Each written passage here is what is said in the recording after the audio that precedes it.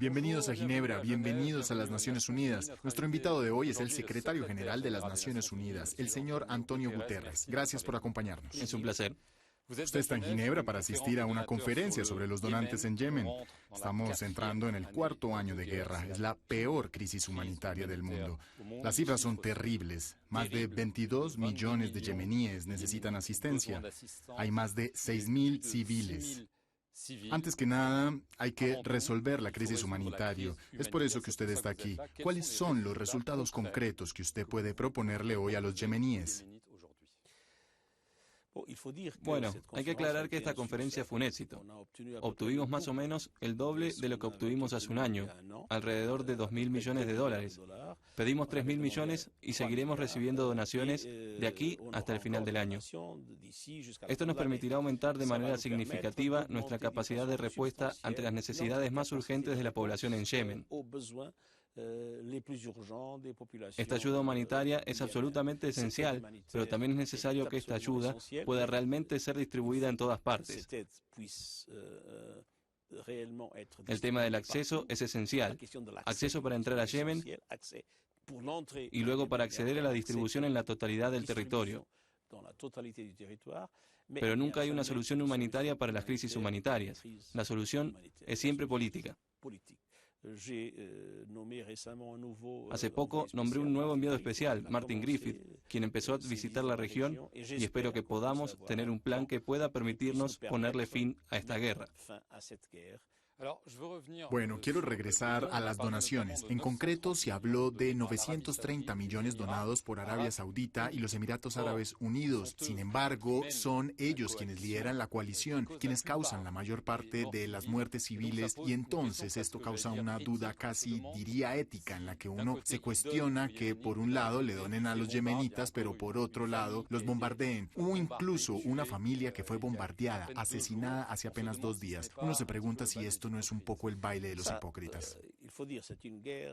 Esta, hay que decirlo, es una guerra en la que hay muchos actores. Pero independientemente de eso, hay necesidades humanitarias esenciales. Y creo que el hecho de que Arabia Saudita y los Emiratos hayan realizado una contribución decisiva para poder desarrollar acción humanitaria es en sí mismo un aspecto positivo. Otra cuestión es la guerra en sí misma y la solución política para la guerra. Entonces, ¿cuándo hicieron ese jugoso cheque? Usted les dijo, está bien, pero deben dejar de bombardear a los civiles. Hoy hablamos de 3 cosas que están muy claras. Las dijimos en público y las repetimos en todas las ocasiones en las que podemos hacerlo. Primero, es necesaria la ayuda humanitaria y son necesarios los recursos para la ayuda humanitaria. Segundo, es necesario el acceso sin restricciones. Y sobre esto todavía hay restricciones. Todavía hay restricciones, pero hay que reconocerlo. Hemos progresado bastante e incluso las restricciones también vienen por parte de los hutíes. Hay muchas dificultades para penetrar en ciertas regiones controladas por los hutíes. Entonces, el acceso. Tercero, es necesario que todo el mundo respete el derecho internacional humanitario y la protección de los civiles. Pero este no es el caso. Este no es el caso, hoy en día en Yemen.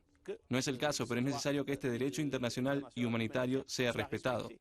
Es necesario que la protección de los civiles sea respetada. Y tercero, es necesaria una solución política. Entonces, cuando usted se encontró con el príncipe heredero saudí Mohammed Ben Salmán hace unos días en Nueva York, discutimos todos estos aspectos. Él se comprometió a actuar sobre el acceso, que no es ilimitado hoy en día. Hay problemas de acceso a los puertos, al aeropuerto de Sana, se sabe muy bien, y también sobre el proceso político. Dijo, estoy dispuesto a sentarme con los hutíes, incluso con Irán, a quien acusa de manipular a los hutíes. Primero, en cuanto al acceso, ya hubo progresos importantes. Pero no suficientes. No suficientes, pero progresos importantes que hay que reconocer. Y también hubo en concreto un compromiso para que se abran los puertos y para que se abra el aeropuerto. ¿Cuándo? Los saudíes nos dijeron desde su punto de vista que no había ningún problema.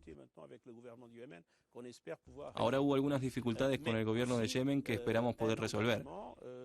Pero hubo también un compromiso. Nuestro enviado especial estuvo en Riad y recibió garantías de que Arabia Saudita quiere entablar un proceso de diálogo y de paz con todos los demás actores que son naturalmente actores clave para que la paz pueda establecerse. Los actores clave también incluyen a Irán, lo que usted le solicitó a los iraníes. Primero es un diálogo intrayemení Eso no funcionó. entre los diferentes actores en Yemen y luego entre todos los países que juegan un papel en la región. Y naturalmente hay que reconocer que Irán tiene un papel y que Irán también debe cooperar para que se establezca la paz. Usted le preguntó esto a los iraníes. Es más, acabo de tener una reunión con el embajador de Irán en las Naciones Unidas, en la que me dijo que Irán estaría dispuesto con los hutíes, no diría a presionarlos, pero a alentarlos a un diálogo para llegar a una solución política. Entonces tiene una pequeña esperanza. Tenemos esperanza, y con la visita a Riad, y con la visita a Saná, y con el contacto con los hutíes, mi representante especial es hoy en día optimista, y cree que la paz es posible. Es posible, pero hay todavía muchos obstáculos por enfrentar. Ahora quiero pasar a otro tema del que hoy se marca también un triste aniversario. Estamos en el 8º año de guerra en Siria. Entramos aquí en la Sala de los Derechos Humanos en Ginebra, escuchamos letanías, informes, testimonios sobre las múltiples violaciones a los derechos humanos en Siria.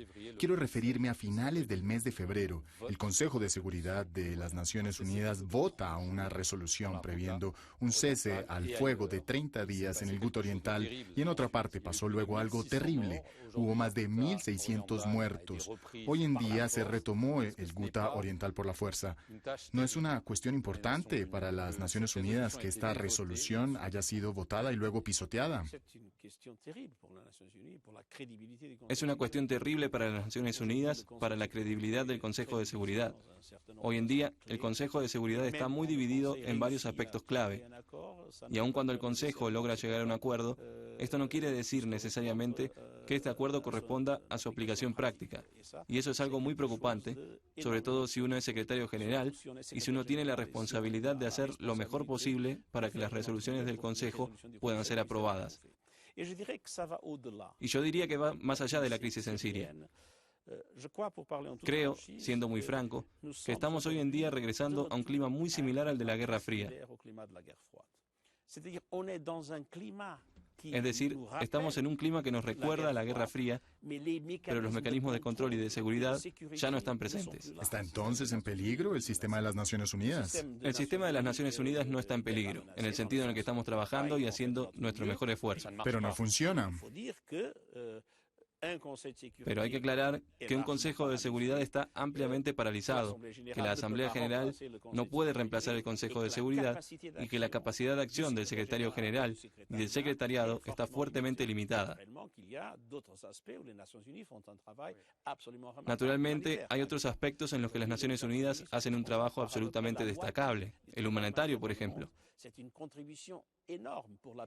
Hoy en día, las Naciones Unidas son responsables de alrededor de la mitad del trabajo humanitario que se hace en el mundo.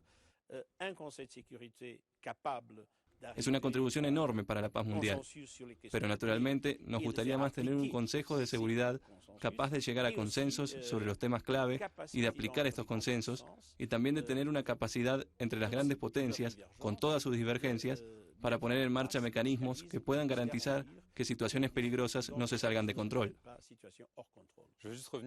Quiero solo volver rápidamente a Siria. Su enviado especial, Staffan de Mistura, quien trata de relanzar el proceso, incluso de lanzarlo, habló recientemente de un riesgo de partición catastrófico. ¿Teme usted que hoy en día Siria, que ya está devastada, implosione?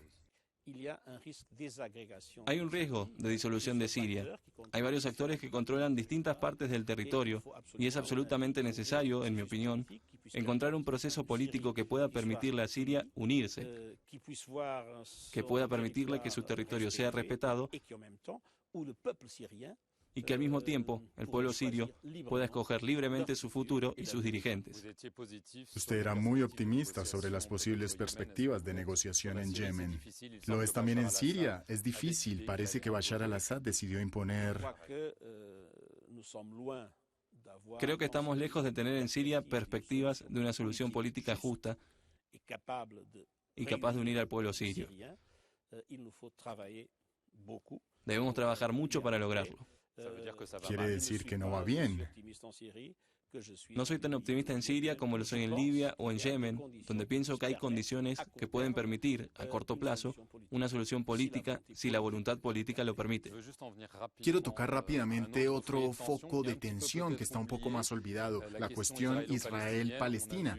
Vimos enfrentamientos muy fuertes en Gaza que causaron la muerte de 17 palestinos. Usted hizo un llamado para abrir una investigación independiente, rechazada por Israel, bloqueada por Estados Unidos en el Consejo de Seguridad. Más allá de esto, ¿teme usted que nos estamos dirigiendo hacia una tercera intifada? Nos acercamos a los 70 años de la creación de Israel. Tal vez hay muchos momentos que podrían ser propicios para una explosión de violencia, de no ser tratado el problema. Estoy muy preocupado por lo que está pasando entre Israel y los palestinos. Muy preocupado. Por un lado, el proceso de paz está paralizado. ¿Muerto? Por otro lado,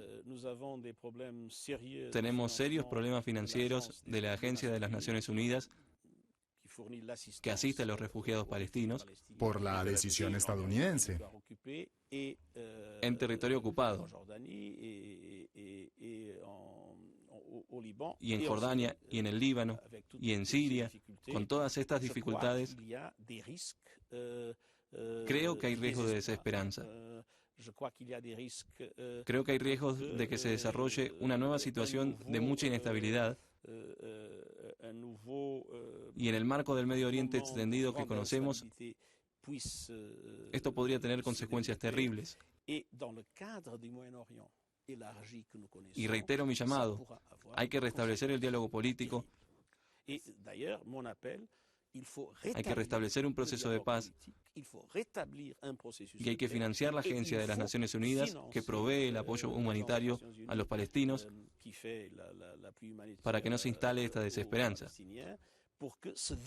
Estas son prioridades absolutamente claves para nuestra acción en este momento. Antonio Guterres, muchas gracias por haber contestado a nuestras preguntas. Gracias a ustedes por haber sintonizado esta entrevista exclusiva en nuestro canal. Quédense con nosotros para más información.